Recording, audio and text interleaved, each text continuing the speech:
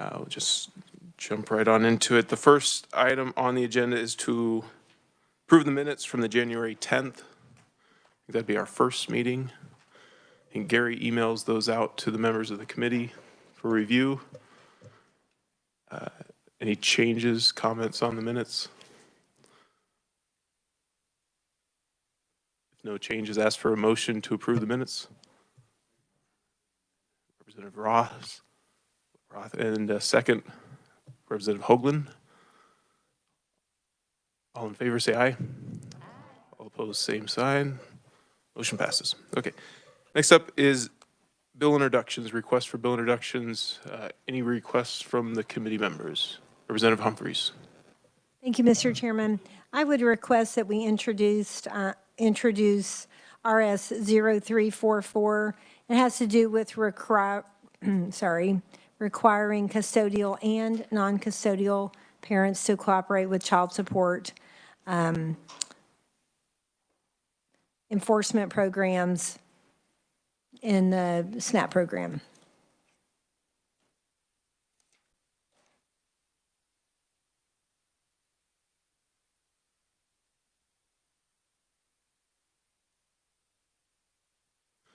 So you'll get, okay.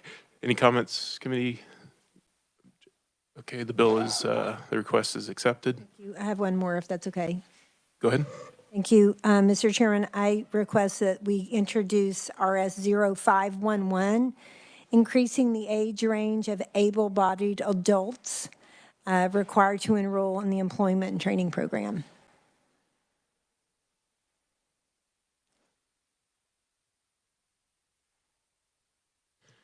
Any comments, committee?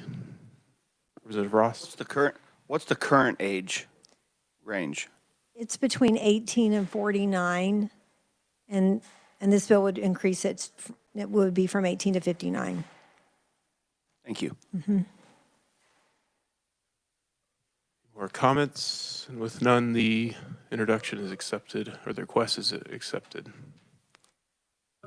Any other bill introductions from the committee members? Any introductions from the audience? Okay, so bill introductions is closed.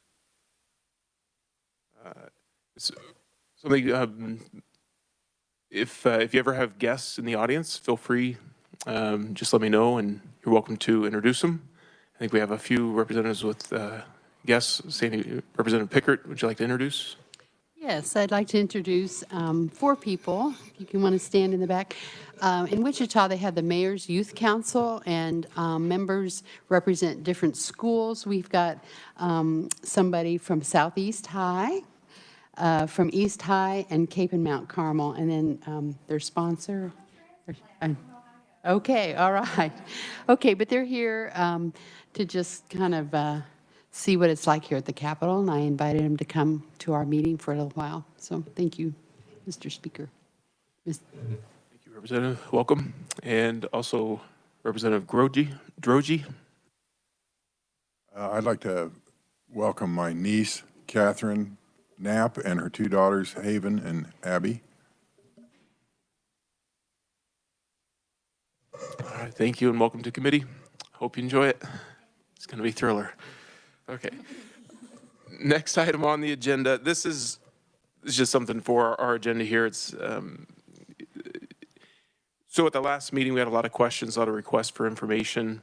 I think by next Tuesday I'll try to include it in the packets, but it's just a list. It'll be an ongoing list of requests by members of the committee and the information they requested. Who requested it, date requested, and kind of a status as far as did we get the information and any follow-up needed on that. So we'll try to have that on each agenda and maybe even touch that before we get into the agenda item of the day. So it's important. We're here to make decisions. We need the information to make good ones. So we'll try to do a good follow-up on all those items. So for the main item on the agenda today is review of the SNAP program by Department of Children and Families, and I'd like to welcome Secretary Howell. Hello, Madam Secretary. You've got it. Thank you, Mr. Chairman. I'm pleased to be here today with you. I wasn't able to join you earlier this week, so I wanted to kind of kick this off before I hand it over to our food assistance expert to give you some of the details you're looking for. But for those of you who don't know me, my name is Laura Howard. I'm the Secretary for the Kansas Department for Children and Families and the Kansas Department for Aging and Disability Services. Just to kind of orient you again, a couple slides you saw at your last meeting when Deputy Secretary Keys was here. The second slide, just that kind of a bubble chart that kind of shows our organization, our key programs. For the purpose of this committee, I mean, your focus is really on that blue circle at the top, which is economic and employment services. And you can see the programs included in that on the next page. The cash assistance that you already spoke about, the food assistance that you'll talk about today, child care and employment that you'll talk about next week. One comment I might just make about food assistance before I introduce Shannon, who will do the presentation.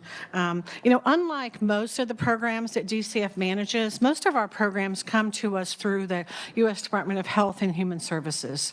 Food assistance is different. That comes to us through the U.S. Department of Agriculture.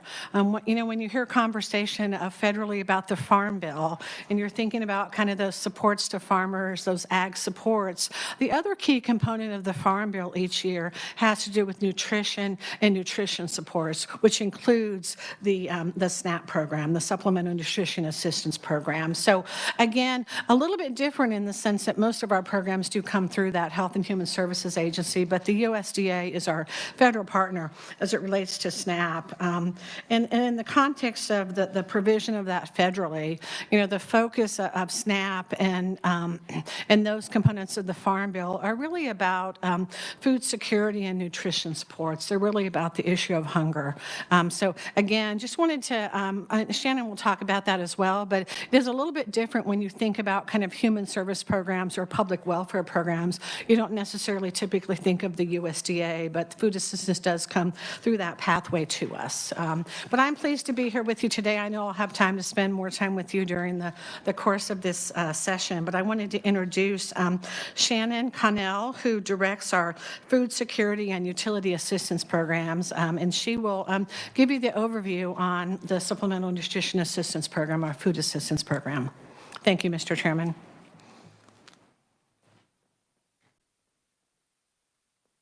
Hi, good afternoon. So as she said, my name is Shannon Connell, and I am the Food Security and Utility Assistance Director for the Kansas Department for Children and Families. So my program areas, just real quickly, I oversee SNAP policy. I oversee low-income energy assistance program for the state of Kansas, as well as food commodities, and then also our new program, which is emergency water assistance. So on our first slide, I was thinking it would be up there, but on our first slide, just what is food assistance?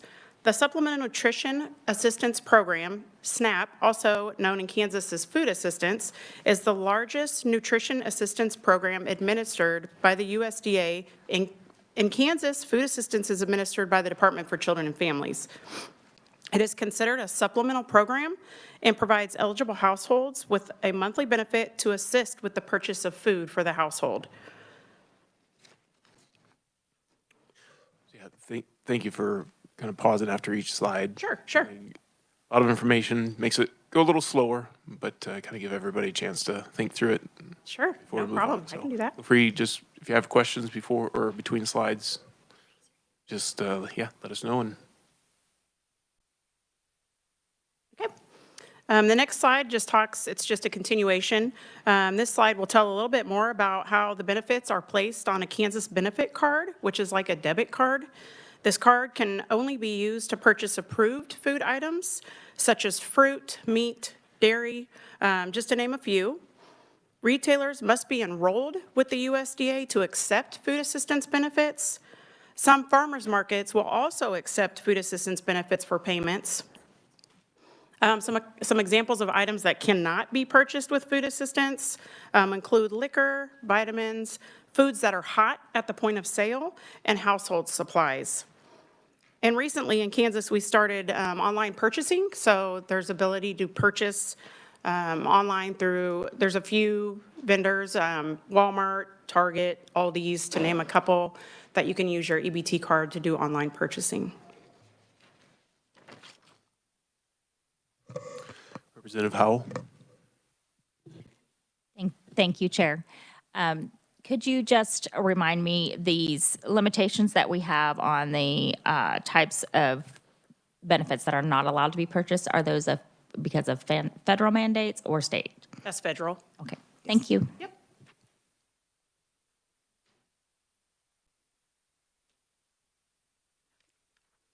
All right, the next slide, who may be eligible? So households may be eligible if the combined gross income is at or less than 130% of the federal poverty level. Persons who work but have low income and those who are unemployed may be eligible. Persons who live together and buy food together may be eligible. Households with persons who are 60 and over or disabled may be eligible. Persons whose income and resources meet the program requirements may be eligible. Just another piece, persons who live together and buy food together are considered a household. So some members are considered mandatory household members. That means they have to be included in the food assistance household. And that would be like a husband and wife and like a children or a child that's 22 and under have to be included in the household.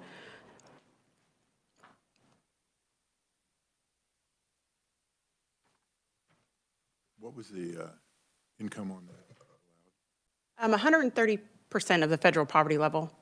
For instance, like I have a number here, for a household of 3, it would be $2,495 a month or $29,940 a year, just to give you an idea. There are we do have a table chart online that shows the breakdown of that.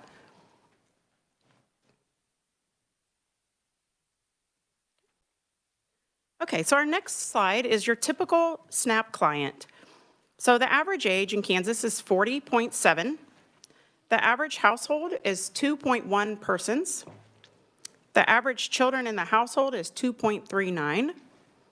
Average monthly benefit is $217 per person or $443 per case. 61.2% of those are high school or GED educated. And 56.8% of them have earned income.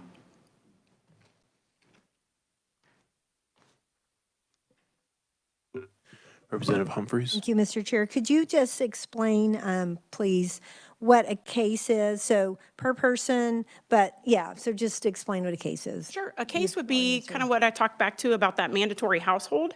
So a case would be a husband and wife and a child. A person would be the individual, so the husband. Does that help? Yeah, so, I mean, if it was a mom and she had 5 kids, that's her case. Yes. Okay. And the average is 443, but of course, if it was a bigger household, it would be more. Correct. Right, thank you. Yep.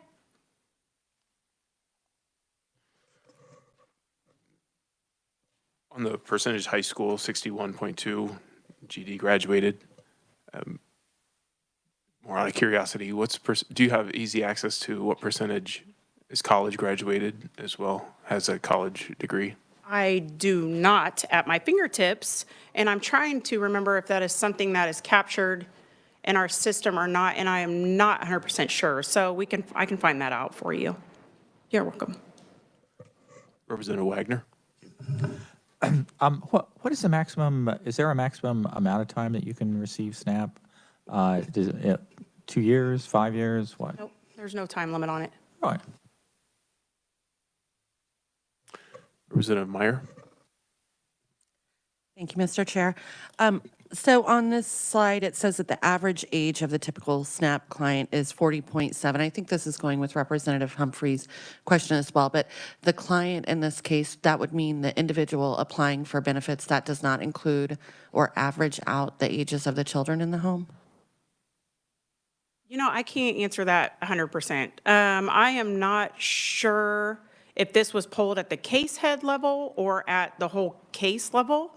So I can ask my data folks and find that out for certain. Do you happen to know, off the top of your head, what the average age for the recipients who are children in the home are? On the Or next what slide, we percentage? talk a little bit about that. I don't know if it'll answer your question, but it talks about the percentage of those participants in the household and the ages.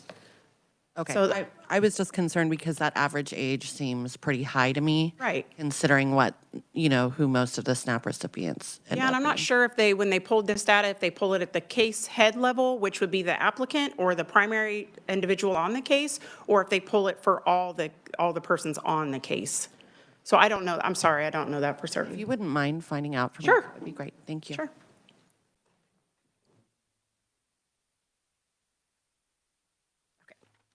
Okay, so our next slide is SNAP in Kansas. Usually annually, we do what's called a SNAP profile, and we pull a bunch of data and we put together what the typical person on food assistance in Kansas looks like. So this is where we get this information. So the total for SNAP households was 97,284, and that, again, is cases, not persons. One adult with children made up 18.2% of those cases. Two-parent households with children made up 8.5% of those cases.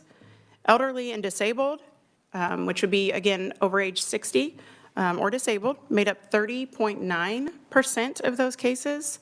And then here's a little breakdown of the ages of children, SNAP children. So 10.5% of those are infants, 17.2% are toddlers, and 72.3% were school age. Representative Meyer? Thank you, Mr. Chair. Maybe this is on a future slide. I tried to look through and find it, but I wasn't able to locate it. Could you tell me the approximate monthly amount that most individuals in the elderly and disabled category typically receive in SNAP benefits? I can find that out for you. I do not believe that's on any of my slides. Okay, Yeah. thank you.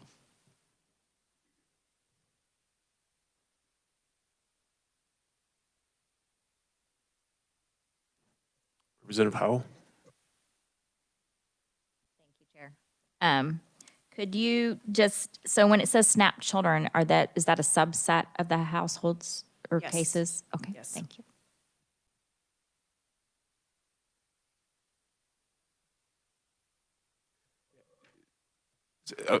Going back to slide 7, the last percentage, the 56.8% have earned income. On Tuesday, we had a lot of questions or a lot of comments on what counts as income. Earned income, does that include all income coming in or just employment? So I'm not sure what they would have included on that. I would tell you what I would consider earned income just based upon food assistance, which would be actual earned income. So like your disability or your SSI, those unemployment, those things would not be considered earned income for food assistance. Now, if they pulled what data they pulled for this number, I can't say does or does not include that. But when we typically look at food assistance and earned income, it does not include those things. Does that answer your question? Yeah? Okay.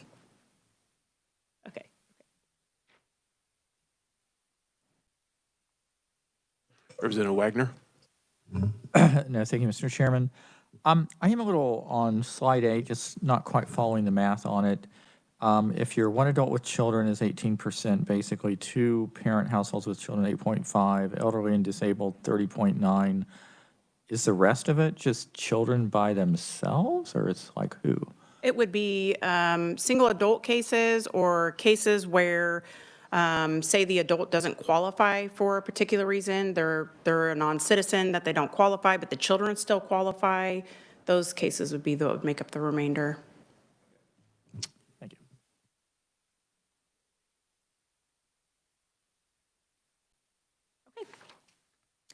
All right, on the next slide, we have SNAP in Kansas. This is additional information from that same SNAP profile I referred to on the last slide. So the length of time on SNAP in Kansas, 61.4% receive for 1 year or less. 36% receive for 6 months or less.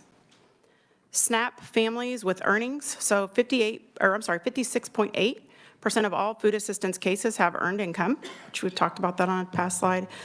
Family also receives child care assistance. There's 4.5% of those. Family also receives low-income energy assistance, which is known as LEAP, 20.1% of those. And then the average amount of SNAP benefit, again, this is $217 per person and $443 per case.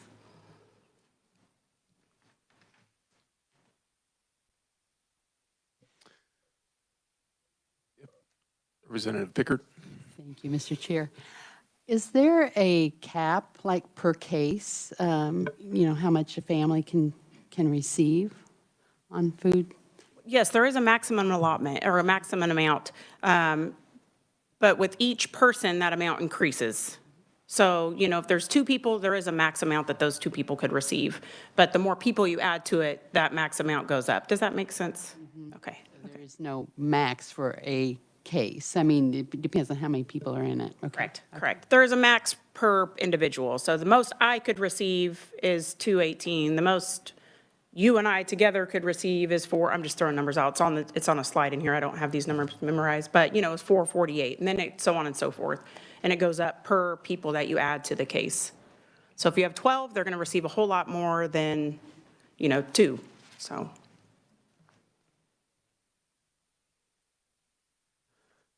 Quick question on so people receiving multiple benefit categories, the dollar amount value, does that get added to their base income, or does the base income just allow them on, and all the benefits don't raise their initial base income? Is that correct? Does that make sense? I'm not sure what you're asking. So if somebody has the federal poverty level, Okay.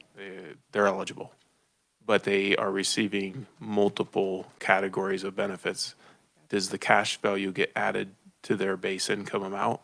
It depends on the program. So like if they receive a assistance benefit for childcare to help their family with childcare, that does not get included in their food assistance case. That does not count against them as far as their earnings. If they receive TANF, then it will count on their food assistance case. That counts as income. LEAP, if they receive a LEAP utility benefit, that does not affect their food assistance case. So it just depends.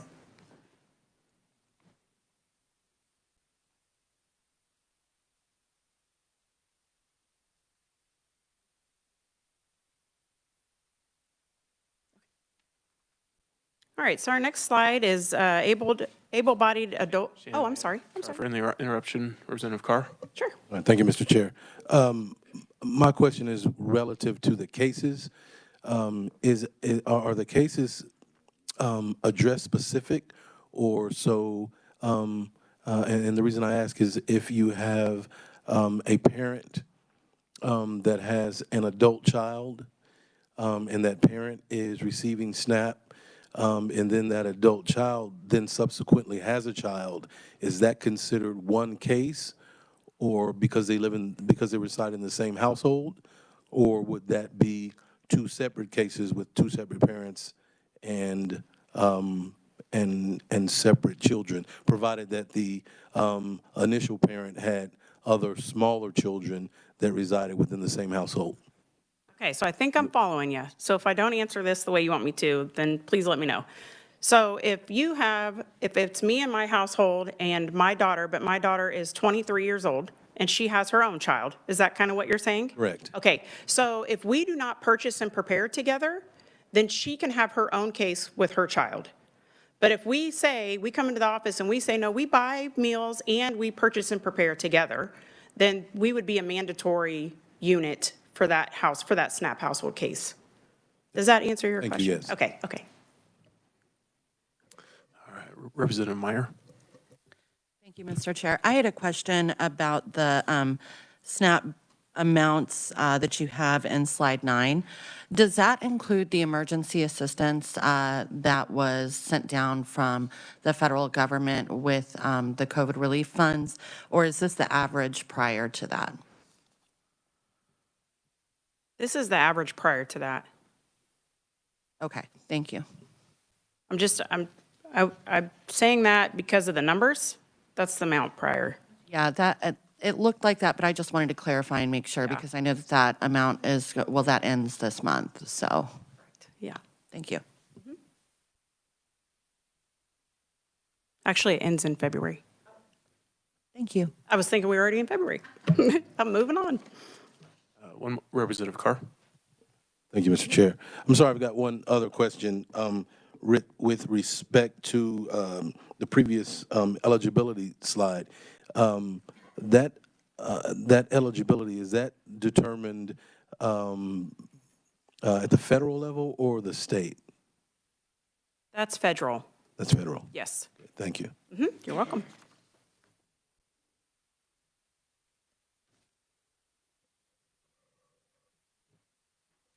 Representative Carr, are you referring to slide number 6? Yes, sir. And so those being federal, is there any flexibility at the state level? Any modifications maybe to those eligibility requirements? I don't know all the SNAP waivers that are out there available to states, so I can't say for certain. A waiver is basically something that the state can ask of USDA that would give us the ability to waive those rules, waive a rule. But my gut tells me that we don't have any waivers that waive these eligibility pieces. So specifically on the slide number 6, the last one, able-bodied persons, I think, right, recall that's a bill we passed last year. Yes. And that's, That has a waiver. There is a waiver for that piece. Yeah, that's separate. Okay, And we talk about it. I think I'm getting ready to talk a little bit about it on our slide we're getting ready to head into. If it doesn't answer your question, please let me know. Okay.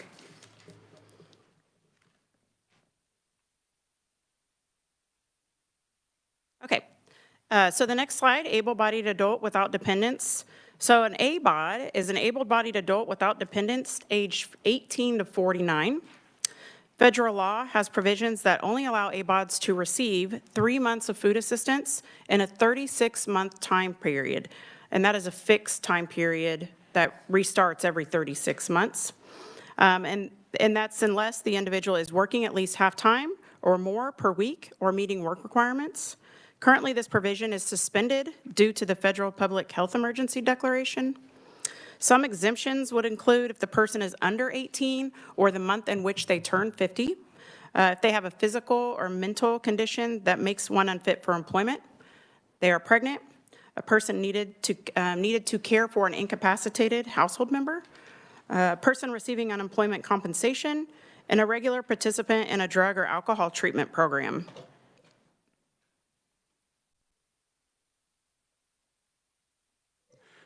Representative Meyer. Thank you, Mr. Chair.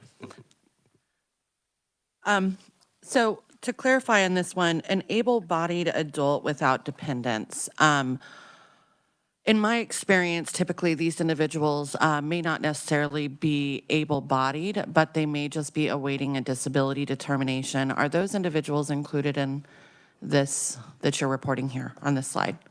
Would that be because they have not been found disabled by the federal government? They are still awaiting that disability determination, so these individuals would be included in that, correct? I am totally drawing a blank on that, to be honest. I believe they are, but Because in order to be found, I'm trying to remember the verification for that. yeah, in order to not be an able-bodied adult, you would have to be found disabled or have a disabling condition, correct? Correct. And that would be something that they would still be, like, possibly in the process of having their application finalized, and that takes several years occasionally. Yes. So this right here, actually, that adds to it. So really, I think the thing that I'm trying to get at is, can you tell me, is that pretty typical of those who are receiving benefits who are able-bodied? Are they actually able-bodied? Are there any studies on that? Any data you could share? I am not sure about that as far as data goes. I am sure, so wait, I want to make sure I understand what you're asking. You're wanting to know the amount of people that are pending Social Security or have a claim of disability? Okay. Yeah, I'm not sure about that, but I'm sure that I'm sure we probably could find that information out. Okay, and then to follow up on that, and I think I asked about this a little bit earlier on another slide, but if you can make it available to us, would you mind providing us with information on how much the average monthly benefit is for an able-bodied adult? Sure. Thank you. Yes.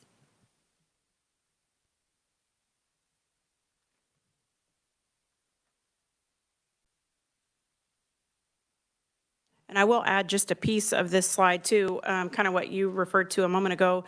Federal law will allow states that have labor surplus counties, which is the unemployment rate is 20% higher than the national unemployment rate for greater than 2 years, to ask for a waiver to the law so that ABODs in that county can continue to receive food assistance. However, the Kansas statute has the language that prohibits the DCF secretary for asking for that waiver.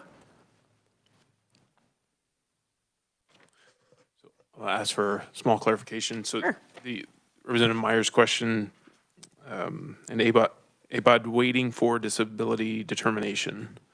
So they are not yet seen as disabled, so they are not able to receive SNAP benefits. Is that No, I correct? believe they are able to, as long as they have a pending Social Security application. So they have made a claim that they are disabled, and they have an application with Social Security, which we'll get into some of the interfaces that we have the ability to see.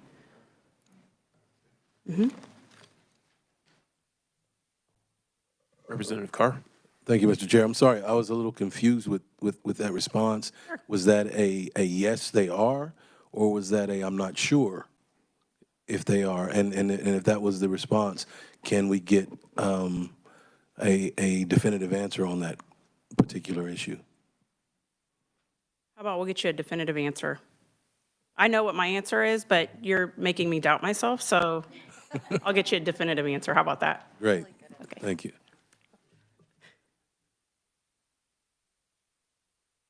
Okay.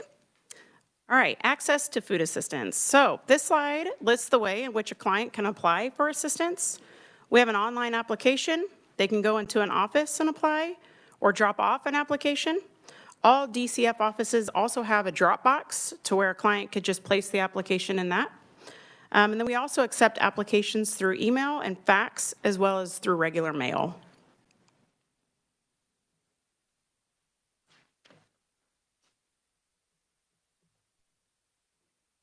So quick one here, Representative Meyer.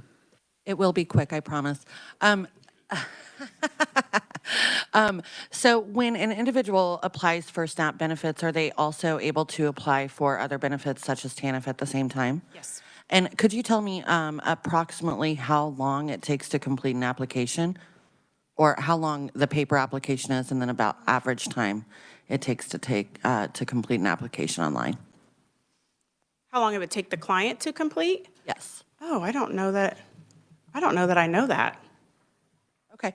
Do you know how long the paper application is? The paper application is, oh gosh, it's long. I think it's like 36 pages. Okay. We also have a food assistance only application that we have shortened down to, I still think it's 12 pages. Yes. It's pretty tedious. It's long. Okay, thank you.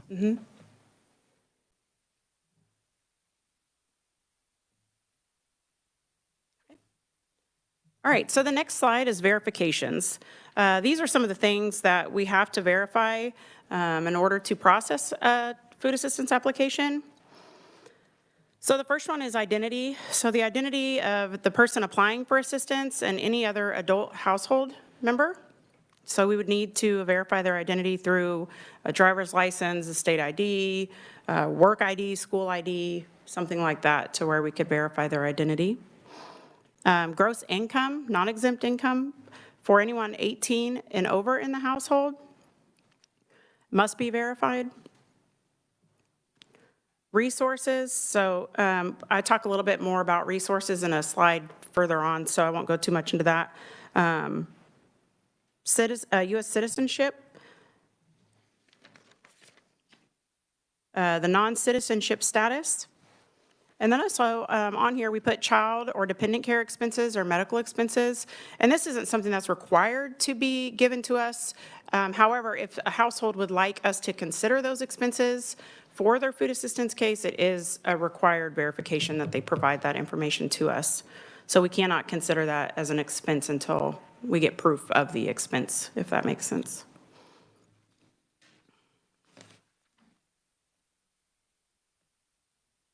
Representative Meyer. Thank you, Mr. Chair. For the second bullet point on slide 12, gross non-exempt monthly income for anyone over 18 in the assistance household, does that include dependent working children over the age of 18? Yes. Thank you.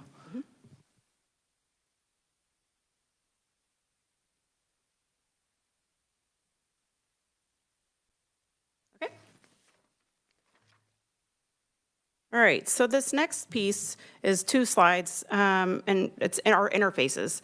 So things that we have access to as we're checking a food assistance application.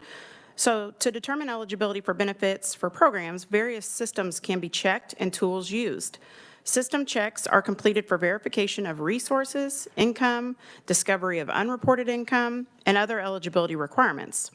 So we use LexisNexis, which helps us verify identity for somebody that doesn't have a hard ID with them. We can use this to ask them questions, and it will help us verify their identity.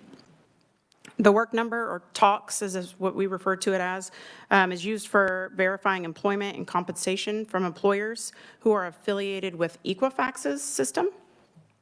The Social Security Administration, so DCF fully participates in data matching with Social Security Administration to verify Social Security numbers, Medicare entitlement, Social Security income, qualifying work orders, prisoner and address, and citizenship statuses.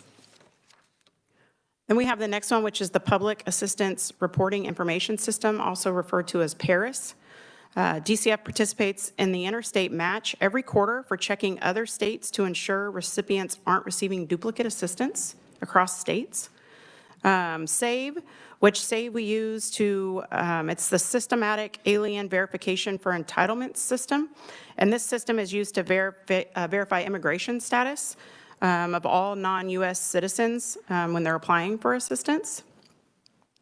We have an interface with the Kansas Lottery. So the Kansas Lottery will receive a file, we will receive a file from the Kansas Lottery of all payouts in excess of $4,250 on a monthly basis. And then this file is matched to our current public assistance role. So we look at people that are on SNAP, TANF, LEAP, any of those things, and have received a large lottery payout. The Kansas Department of Labor, which we refer to as KDOL, has several components DCF has access to. We have Berry, which gives us real-time access to the Kansas Unemployment Compensation System, where we can access unemployment records. BASI, which shows wages and displays the employer's name, gross wages that the individual earned in that quarter of the year as reported to KDOL. Kansas Department of Commerce, DCF staff have real-time access to quarterly wages of persons whose employers report their wage information in Kansas. The Kansas Department of Corrections, DCF receives information for all persons who are in state custody. I'll pause there. This does continue to another slide, but I can pause there.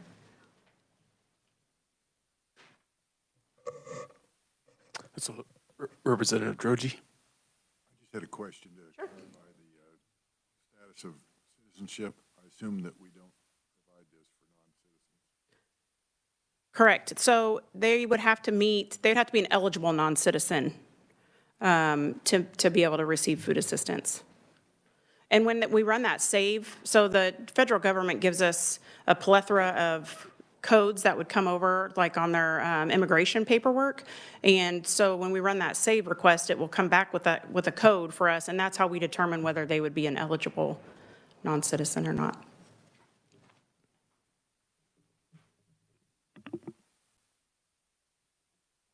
I'm going to go ahead and ask my question.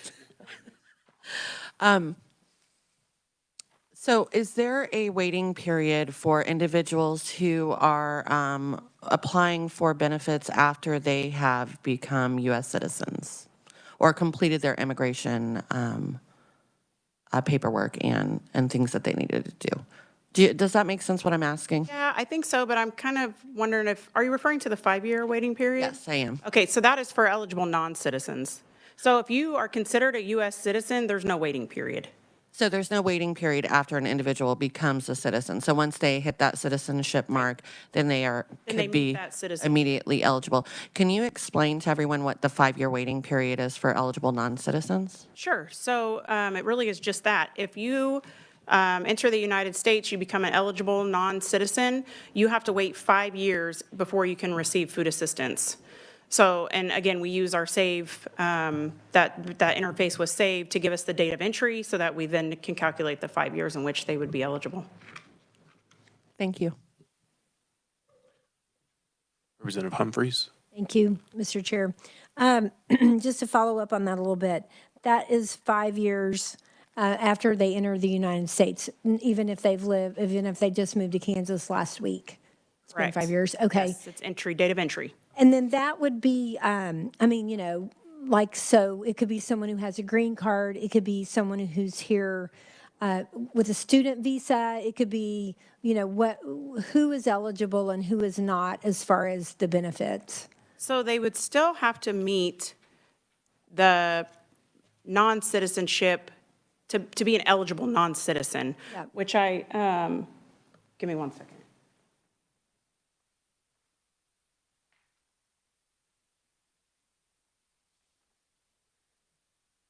Which this always seems to be a hot topic, so I gave myself some notes. Let's see.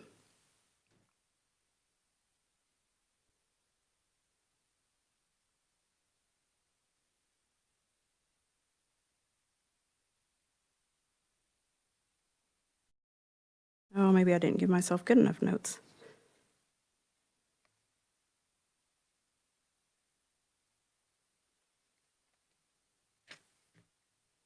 So, yeah, I don't think I got everything down that I wanted to. You could just get that info. Yeah, I thought I had better notes on that. I'm not really well versed. And we have a book that, I mean, I kid you not, it's like this thick of non-citizenship stuff. It's very complicated. And I tried to get myself notes because I'm not well versed in that, but I can get back to you. I can get back to you on that. And then if I could, Mr. Chair, I mean, just a sort of a similar question. So it's a long application, like pages and pages.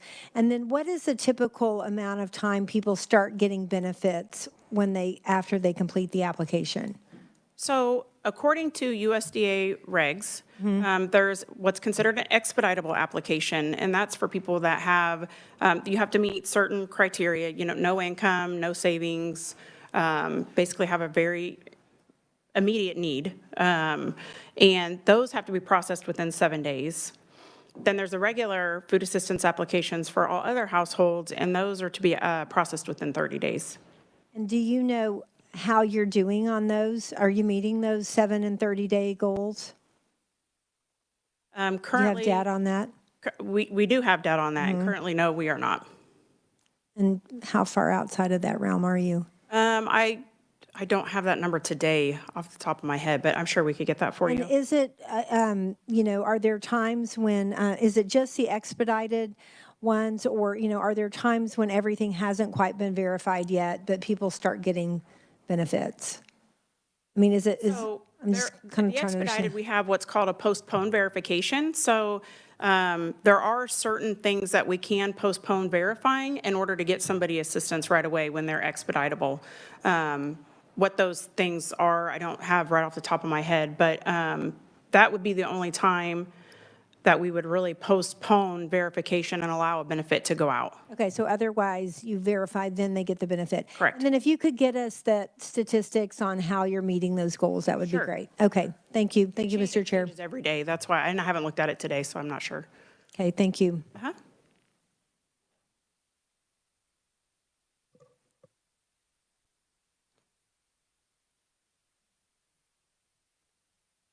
Okay, all right, so I believe we're still on interfaces. So the next one is the Kansas Child Support Services. So of course that we have access to that to be able to see if a family is receiving child support. Our KEYS system, now this is our joint eligibility system. So, but we also share it with medical. We also share it with TANF, LEAP, the Emergency Water Assistance Program, child care. But so anything we can see in the system, we can use for our cases. The CASPER, which is the online public access system to check incarceration information for those in custody of the Kansas Department of Corrections. And it's also used to verify drug felony convictions and dates. National Directory of New Hires. So DCF matches what we call the NDNH, new hire records every month for new applicants of public assistance and those whose cases are coming due for recertification. The new hire match provides data with the date of hire, the employer, and the current address on their W-4. And then the last one is EDRS, which is a nationwide database of individuals that have had fraud disqualifications in the food assistance program. So the purpose of this is to just identify cases where there's previous fraud disqualifications in other states.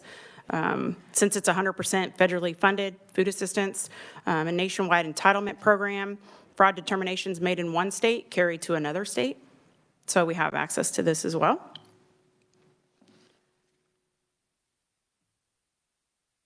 Okay.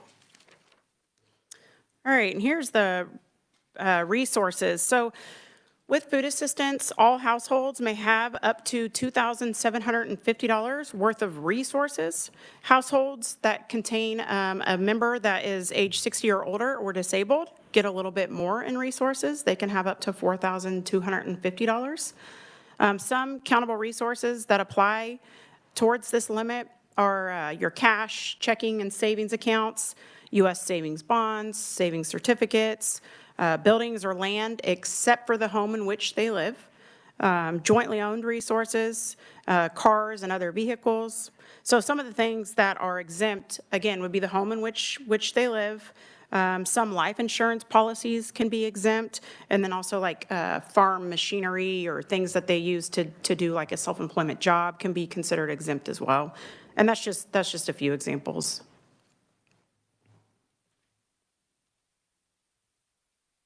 Okay. All right, so a little bit about the HOPE Act and what happened with food assistance with the HOPE Act. So, of course, the drug felon restriction to food assistance treatment and drug testing. So food assistance clients who are convicted of a felony offense occurring on or after July 1st of 2015, which includes an element of such offense, the manufacture, cultivation, distribution, possession, or use of a controlled substance or controlled substance analog, will be ineligible to receive food assistance benefits until the individual participates in an approved drug treatment program and submits and passes an approved drug testing plan.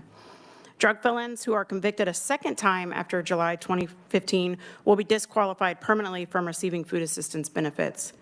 The remainder of the food assistance household may be eligible for food assistance if they are otherwise eligible. So it's basically the person that is responsible for the drug felony is removed from the case, and if there's children still in the household, those children could still receive assistance. Effective July 1 of 2015, cooperation with child support services is mandatory for DCF programs, including food assistance. So referrals will be made to child support for all new food assistance households with an absent parent. Ongoing food assistance household with an absent parent who is not currently paying child support will be asked to provide information on that absent parent at their next review. Households must cooperate with child support in the establishment and collection of child support from the absent parent. Non-cooperation with the establishment and collection of child support will result in non-cooperating household member being ineligible for food assistance until she or he has cooperated. The remainder of the food assistance household may receive benefits if they are otherwise eligible. Vehicles. USDA vehicle policy was implemented in accounting for items in the legislation. When determining eligibility, one licensed vehicle per adult in the household, regardless of the use, is exempt.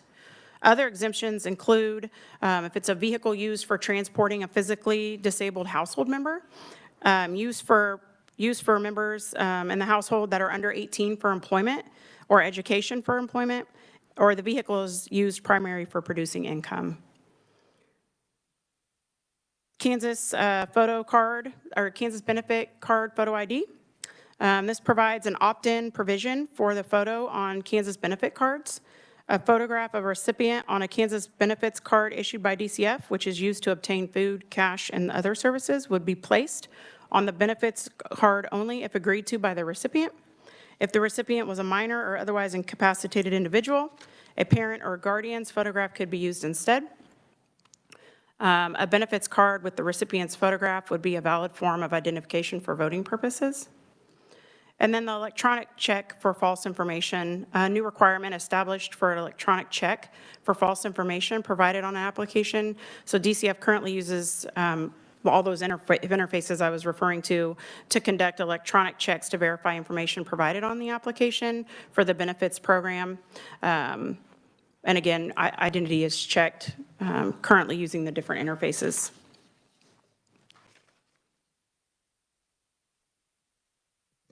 Representative Carr. Thank you, Mr. Chair. I have a question with respect to the felony drug restriction piece of this. Do you have information regarding the treatment programs and the length of time that it may take an individual to be in to get into one of those treatment programs? Can you ask that one more time? I want to make sure I heard you correctly. So my question is, do you have information with respect to how long it would take an individual to get into one of these treatment programs so that then they would then become eligible for the benefits? Sure, I do not. No idea. And follow-up question. And you mentioned a drug testing program. Is that simple drug testing, or is that in fact, a program that must be completed before they're eligible? We consider that part of their whole, what's the word I used for it?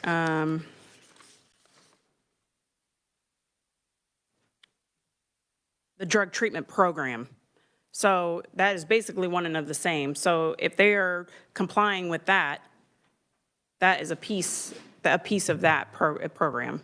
Okay. Could you provide us with some information, and I'm aware that you don't have it now, regarding the length of time that it takes an individual to be placed in a program? And if that is an in-treatment or out-treatment program, with respect to whether they're being housed during that program or if they are still at large, for lack of a better term. Are you asking before we give them food assistance, like once they apply until when we're able to give them food assistance? Because exactly. I don't know if I have data for. So if I understand correctly, if they have been convicted of a drug-related felony, Sure. Before they're eligible for the benefits, they must complete this respective drug treatment program. Mm-hmm. So my question is, what length of time does it take for them to enter into one of those programs? And is that an in-house program where they're being housed at that particular time, or are they just citizens that are now amongst us that aren't receiving any benefits, and therefore they probably have the propensity to go right back to the initial drug offense that got them in that situation in the first place? Okay, I'll see what I can find out for you. Thank you. I had the same question, if I could add to that, not only the time to get into a drug program, drug treatment program, but also how long one takes. Not familiar with that, but and part of the interest in that question is I think we do have a bill assigned to our committee specifically on this topic. So, yeah. Sure, I'll see what we can. I don't know if we have access to kind of the length of time and that kind of information, but I'll see what we do have access to, and I'll provide that to you. Thank you. You're welcome. Representative Howell. Just for my own understanding, or my colleagues saying basically you want to know what kind of waiting list there is, how long the waiting list is to get into the drug treatment program? Correct. That's the front end of the question. Okay, Is I there a just wanted to way- make sure that I was grasping, that was just a word choice that made sense to me. Thank you. Can I ask a follow-up question to that? I want to make sure I provide you with what I may have access to.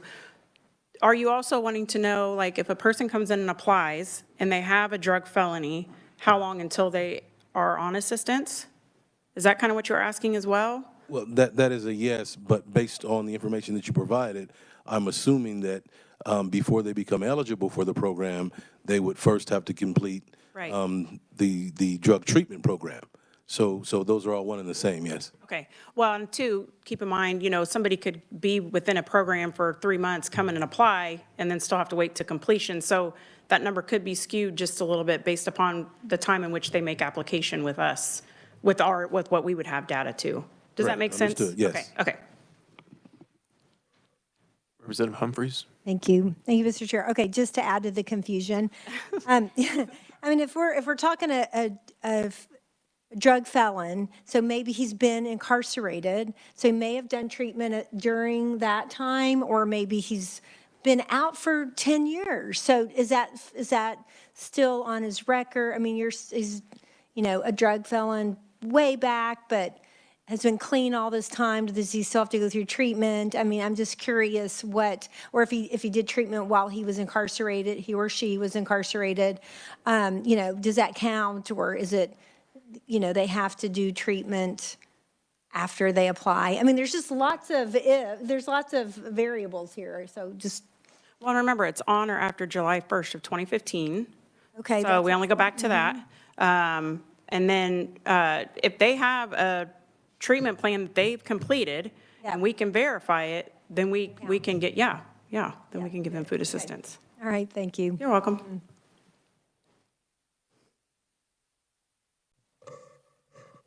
Can we tangent off on that one? So with the federal guidelines on SNAP and then state waivers, how do they apply to the drug felony question? So is that a federal, does the federal guidelines address that, or is that just from the HOPE Act? This is from the HOPE Act. So the federal guidelines do not have any mention or restrictions on convicted drug felons? There is mention in there.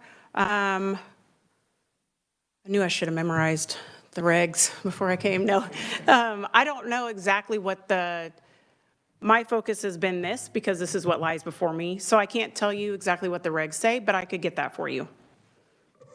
That would be great. Sure. Maybe once again, it was a bill that I think was introduced last year and passed out of committee, introduced again, and then assigned to this committee. So it's kind of.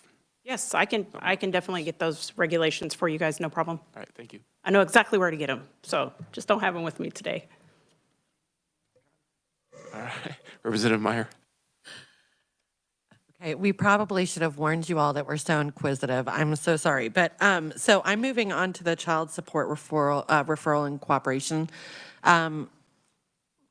bullet point. So could you re-explain that part, and then let me get back to my question, because it's nested within your explanation. I think I was just a little bit concerned about what cooperation means. Like, if the individual who's applying for SNAP benefits may not actually have knowledge where the non-custodial parent is, but there is some reason for the DCF to believe that they do, how do they make that known? Or if there is a threat to the individual's life or safety, if that is still a component of that, and then they would still have to provide that information to you. I'm just, you know what I'm, do you know where I'm going? Okay. I think it's kind of a loaded question with maybe more than one question. It is. So forgive me if I missed something. I tried to put it all together in That's one okay. slide. That's okay. So first of all, I'll answer the second piece, because that's fresh in my mind. So if the person applying has a domestic violence situation and they let that be known to the agency can give that person good cause to not cooperate with the child support and enforcement. So I do believe, I could be wrong about this, but I do believe we still send the referral, and child support actually is the ones that make that determination. So, because they handle all the child support pieces. So they're looking at good cause. They're looking at whether they think the person can be found. I believe that was the first part of your question. So that's their piece that they do. Are they required to have a domestic violence incident on file with a police department or another agency in order to qualify for that exemption? I don't believe so, but I'm not 100% sure about that. Okay. I would have to, I can find out for certain on that.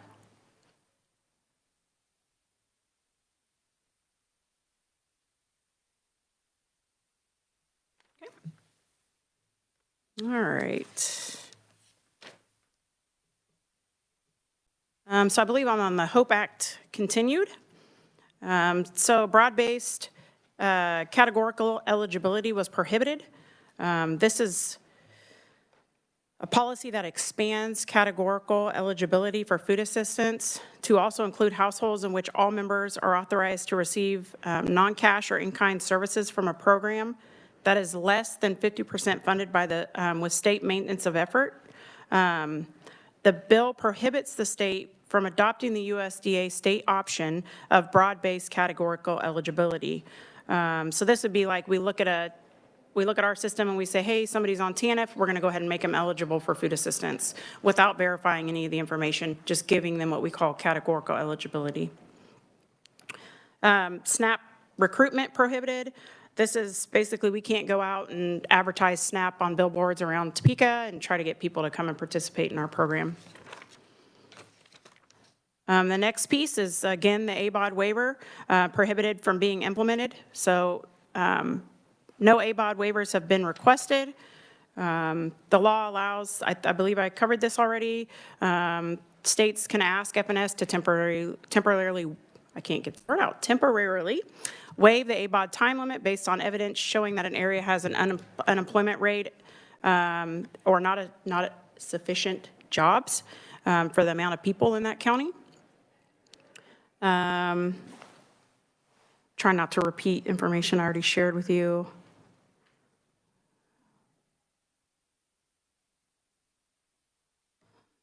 Let's see.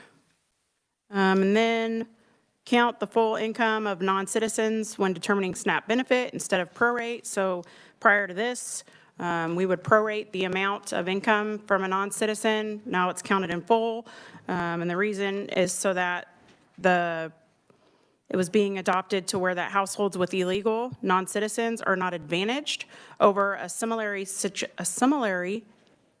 my words are getting lost. Similarly situated citizen household. Sorry. Tongues are getting tied. Been talking too long. Representative Meyer. On that last part, so counting the full income of non-citizens when determining the SNAP benefit instead of a prorated amount, the non-citizens, so it's my understanding and my experience that the non-citizens' income is counted, but they are not counted as a member of the household. Is that correct? That is correct. Okay. So that would actually essentially reduce the SNAP benefit amount that the household would be eligible for. Correct. So like if a parent was a non-citizen, one parent was a non-citizen, the other parent was a citizen, both parents' income would be counted, and that would reduce the benefit amount for the children in the household. Correct. Thank you. Yeah, it just treats it like I hate to say it like this, but a normal SNAP household. So if you have two citizens and they have income and a child, it would make it comparable, the household's comparable, instead of this prorated amount that was before on the non-citizen. So the non-citizen's full income amount would not have been counted before.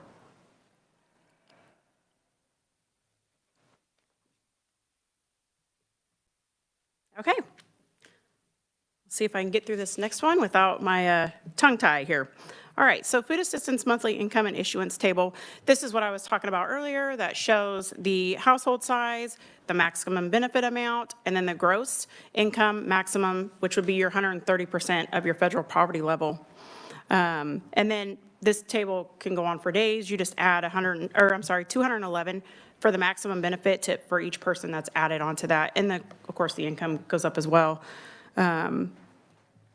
So total monthly income before taxes is what we use, gross. This includes self-employment, other income, also child support, workers' comp, unemployment, pension income. For elderly and disabled households, we consider the net income. So they do have to pass the gross and the net income test, but their amount is considered at the net amount for the benefit amount. Now, basically what that means is we deduct off oftentimes like shelter expenses, medical expenses. If they have ongoing medical expenses, we can allow that to reduce that amount of income that's coming into their house and counted in the food assistance case. Representative Meyer? Thank you. Okay, that gets a little bit confusing even for me. So, so you're saying that you go based off of the gross income, but then there's also a net income component where they could still, so theoretically, if they meet the net income component, but not the gross income component, like they're over income on gross, but then they meet the net income component, they could still be eligible. For elderly and disabled households. Correct. Yes. Okay, thank you. Yep.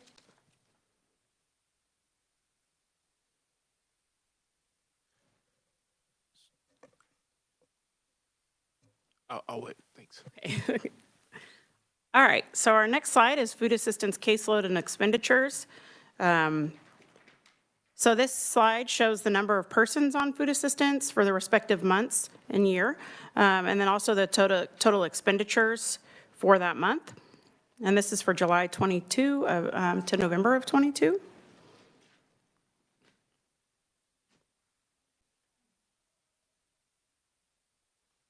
Representative Meyer? Thank you, Mr. Chair. Does this amount, do these amounts here include the federal additional component that was issued as part of the COVID relief funds? Dave, do you know that for sure? Is it just this period, I think? This would? Okay, follow up. Is there a way that you could show us a more accurate depiction of the expenditures without that additional funding from the federal government so that we could have a better idea of how much the state actually spends on SNAP benefits? Sure. Thank you.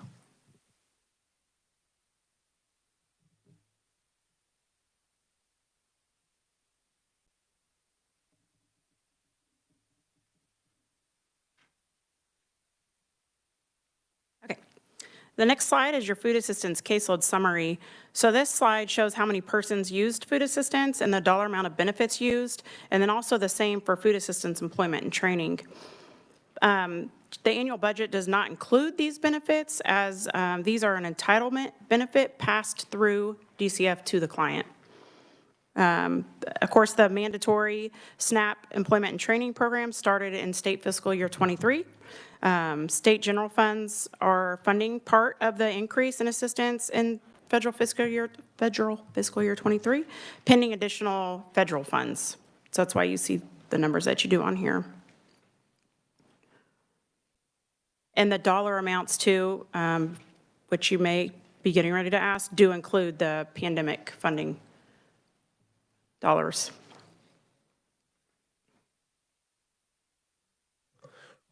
Representative Wagner? Just a question on that. So fiscal year 2020, it was like a $290 million program, then it became $479 million, then $651 million. Is that all because of the special COVID money? Yeah, the pandemic funding. And if I may, it increased the cost by more people on the program, or it raised how much monthly benefit they get?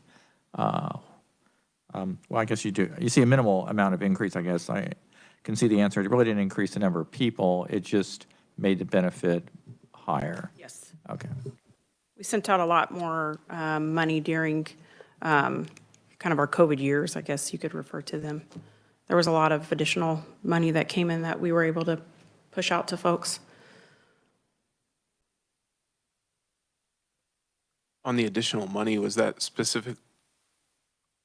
It was SNAP dollars, not an additional program or anything, but, so the number of people didn't really increase that much, so did they increase the dollar amount per person or per case? Well, so I don't, I'll go into it a little bit. I don't know how far you want me to go, but we actually had a program that's a emergency allotment, which brought all households up to the maximum amount they could receive for their household.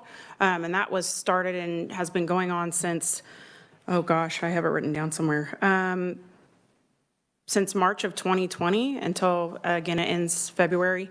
Also in early 21, there was a 15% increase that was given to food assistance households. So what they did is they took the maximum allotment and increased it by 15%, and then we passed out that benefit as well.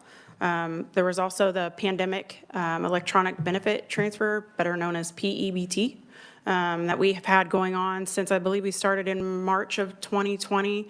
And so those benefits are in there as well. Does that answer your question? So they're all SNAP related, but I don't want to say they're not different programs because they kind of are some different programs. If it's easily accessible, can you maybe make a memo or just quick example, because it's a significant increase over 100% over a couple of years. Are you talking about the amount of benefits? Yeah, just kind of how that breaks down. Same number of people, but Sure. quite a big increase. It's interesting. Yeah. All right, thank you. I'm sure it's because of all the pandemic funding that went out. But yeah, I'm sure that we can come up with that for you. And on the second row, SNAP employment and training, never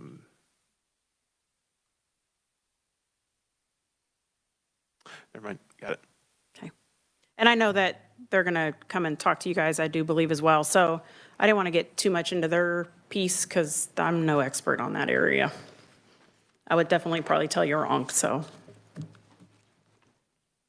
Okay. The next slide is a little bit about the food assistance funding. The first line is the SNAP administration grant. It is a 50-50 funding source. So state general funds match required for every dollar spent after 1.6 million SGF unmatched expenditure. The second part, which is the SNAP E&T administration, 100% federal funds for covering the administration costs related to the operation of E&T program. And program is expanded to statewide. Additional federal funds requested and received from federal sources.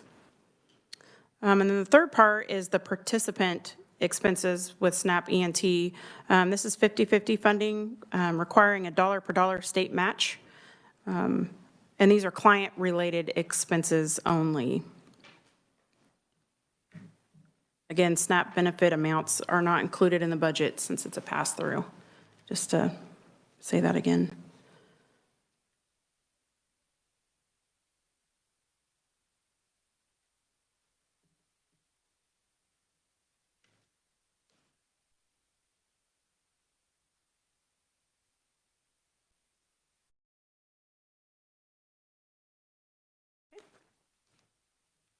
All right, a little bit more on child support cooperation.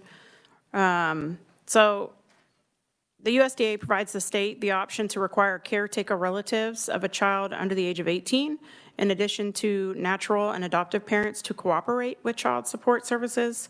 This is, again, now found in Kansas statute. Caretaker follows the same line of kinship as TANF. Failure to cooperate with child support services would disqualify the individual until that individual cooperates, unless good cause is found. Here is some of the reasons the good cause could be found.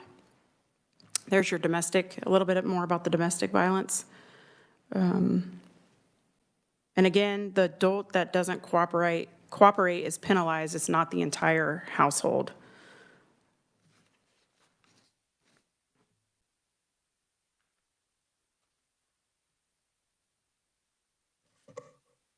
I'll do a little prep before your next slide. The employment services, I think on On the agenda for next week, I believe that's next Thursday, we'll be spending most of the meeting on that question. So just want to let everybody know in case there's questions. We'll also be spending time on it next Thursday. Thank you. All right, so employment services. These are programs that are available for food assistance recipients. DCF does reach out to those on assistance and offer services. Some of the services that DCF can assist with are transportation, clothing, childcare, job training, and other items related to finding and gaining employment. So again, very, very high level, as this is a piece of food assistance, but is not my area of food assistance. You'll get to hear more about that. Okay. The next slide talks more about our SNAP employment and training, which is now our mandatory program for able-bodied adults without dependents. So this program is is available for SNAP recipients that are ABODs. With the Senate bill, with the bill, House Bill 2448, I am stumbling on my words. All able-bodied adults without dependents on the SNAP program must participate in the SNAP employment and training as a condition of receiving food assistance if they are between aged 18 and 49 and an ABOD, and the ABOD client is not employed at least 30 hours a week. This program went into effect October 1st of 2022 after USDA approved the state's plan. DCF currently has 15 career navigators for the implementation and are collaborating with 5 community organizations for this program. Representative Meyer. Thank you, Mr. Chair. Do you have an estimate of how many able-bodied adults are participating in this program at the current time? Oh, I'm sure we can get that number. I don't have it with me. Okay. But Yeah, I know can it's make still sure early in I the can program. pass on that question and see if they can provide that with you, to you guys next week when they present it. Okay, that would be great. Okay. Thank you.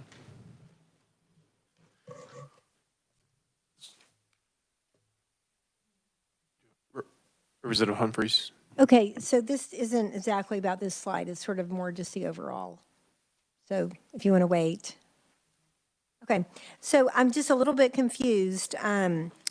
If we can go back to the funding piece, and then, you know, at the beginning, like I think it was maybe slide 4, you know, that in Kansas, a program is known as a food assistance program, 100% federally funded with SNAP dollars.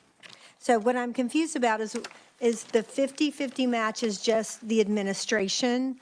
Is that correct? Yes. And so, and what do we spend out of SGF on that? Okay, so it's just take, you know, so in fiscal year 23, it's 30 million. So administration is $15 million. Yeah. And that's the same, what is the other, there was also the bottom one, the SNAP ENT participant expenses. That's a 50-50 grant. What is that? That is the amount for assistance provided to, I better not say that. To the client. Okay, yeah, for client services. So transportation, clothing for the job interview, whatever it is they're providing for the client in order to get them. That's the the employment services. So that's, I see. Okay. Now, that 15 million estimated coming, you know, can we know, like, how many FTEs is that? Like, how does that 15 million break down? If you could get us that information. Okay. Great, thank you.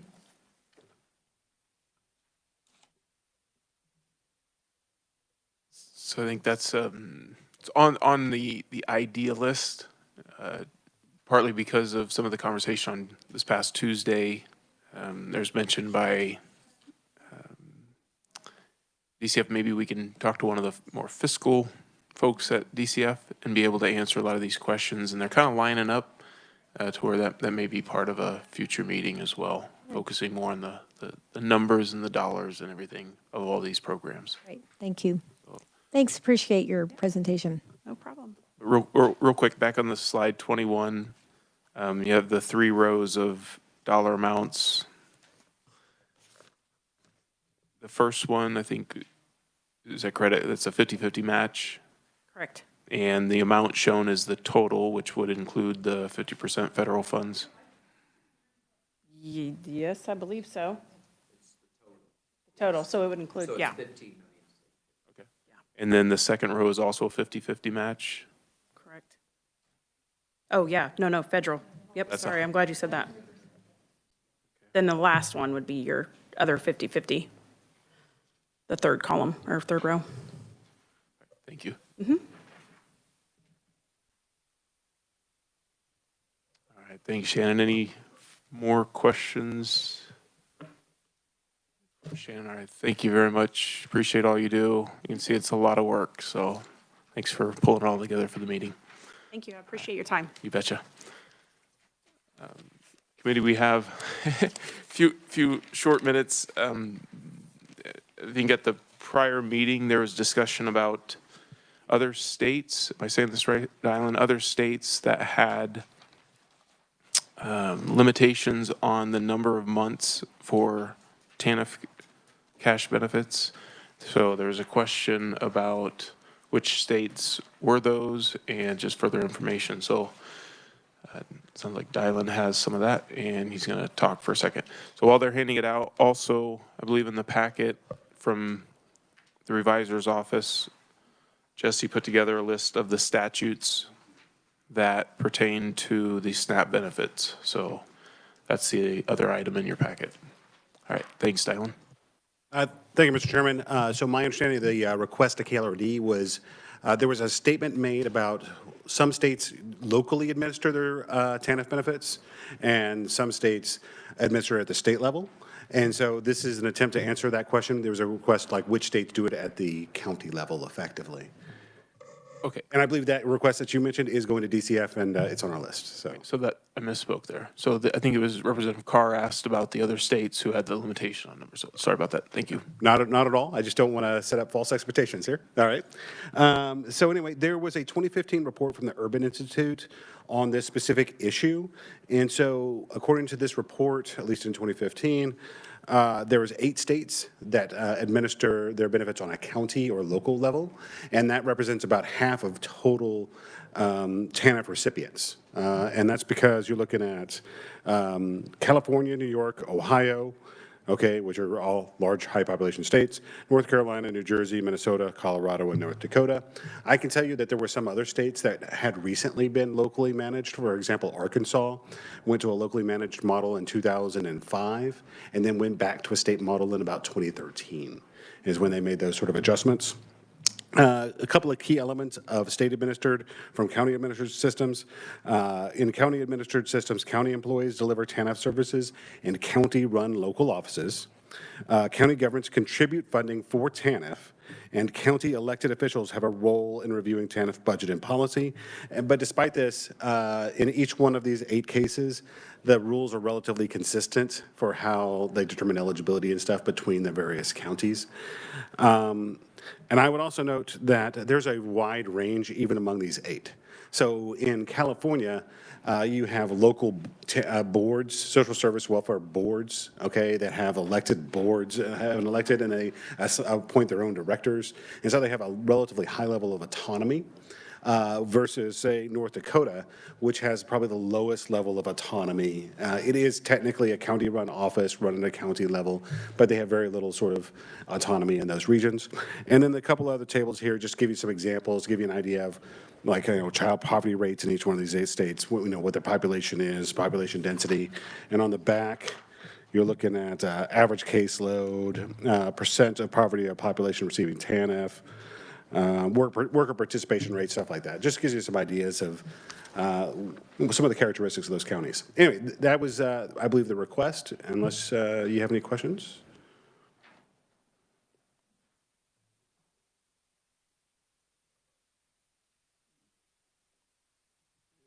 I think it'll probably be brought up later on. Specifically, there was another request for kind of a description of some of the non-competitive bids to different organizations that are funded by TANF dollars, just what they do. Sure. And it was an idea from a few days ago, just at a county level, a lot of county governing bodies have different, I want to say social welfare type organizations or groups. Curious if anything at that level, more on a county governing body, there, whether it's economic development corporation groups within the county, have ever been part of the state kind of TANF programs or. So in these county-run systems, those types of non-competitive bids that you're talking about, those sort of earmarks inside out of TANF, those are handled at the county level. So those determinations can be very different across all the various counties. In Kansas, of course, it's, you know, those sort of allocations, I'll call it an allocation, are handled at the state level, if I'm understanding the question. All right. Any